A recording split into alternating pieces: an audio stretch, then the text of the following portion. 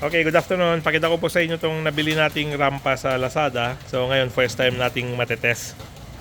So ito po, option ito kung gusto nyong ilagay. Kasi 2-in-1 po ito, pwede ring gamitin sa sasakyan. I-fold lang po ito. Then,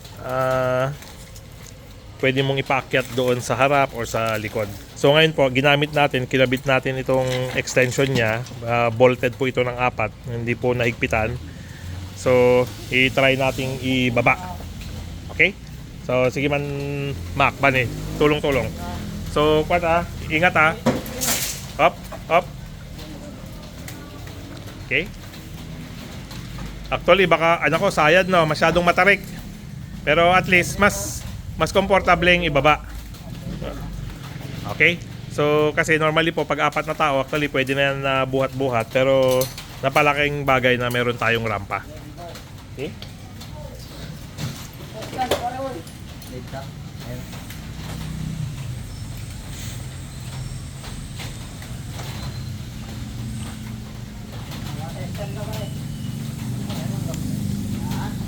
Okay. So second unit, so mas mas komportable magbaba. Mas magaan kaysa yung buong puwersa po, yung buong weight bubuhatin. Ito po at least gina-guide na lang nila.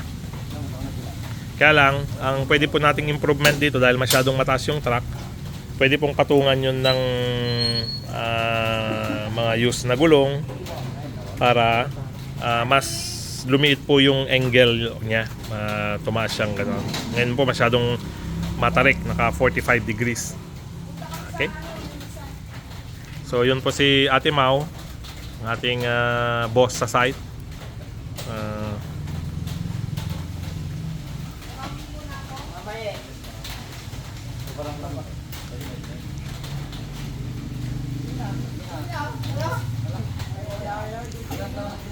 Okay. So ang mangyayari po ngayon, magba-buy and sell na tayo ng mga used motorcycles. So, una, ayusin natin, may kukondisyon para yung makakakuha po maganda po yung kanya, yung performance niya. Okay? So 4 po na units ito na ating aayusin. Okay?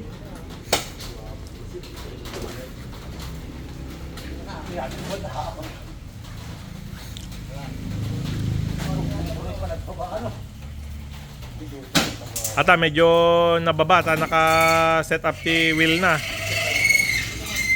Okay, up, yeah. Okay. So, yun po ang convenience ng paggamit ng hagdan. Kung hindi ako nagkakamali, nasa 2,000, 3,000 po yata yung hagdan. I-double check ko na lang po. Okay? Salamat po.